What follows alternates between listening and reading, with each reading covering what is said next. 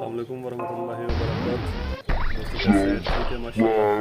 ठीक ही होंगे। दुआ है अल्लाह रब्बुल इज्जत से। तो जैसे कि हमने सिलसिला शुरू किया हुआ है फ़ज़ाइल रमज़ान से एक हदीस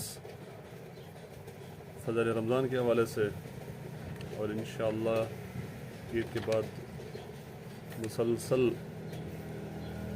और तरतीब के साथ इन अहादीस को पढ़ा जाएगा उन लोगों के लिए जो साथी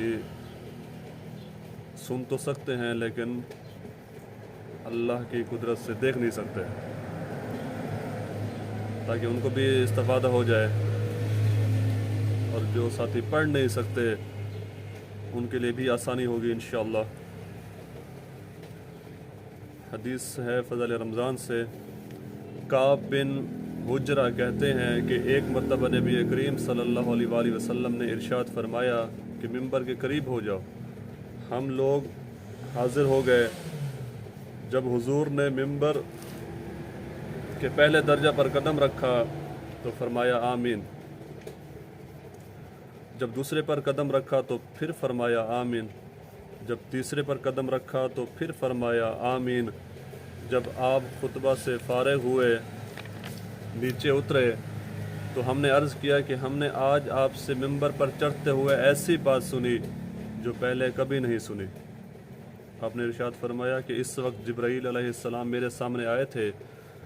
जब पहले दर्जा पर मैंने कदम रखा तो उन्होंने कहा कि हलाक हो जाए वो शख्स जिसने रमज़ानुल मुबारक का महीना पाया फिर भी उसकी मग़फ़रत ना हुई।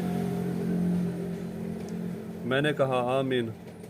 फिर जब मैं दूसरे दर्जा पर चढ़ा तो उन्होंने कहा हलाक हो जाए वो शख्स जिसके सामने आपका ज़िक्र मुबारक हो और वो दुरूद ना भेजे।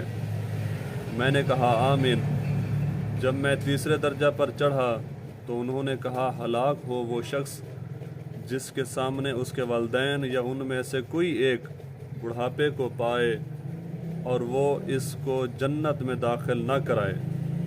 मैंने कहा आमीन।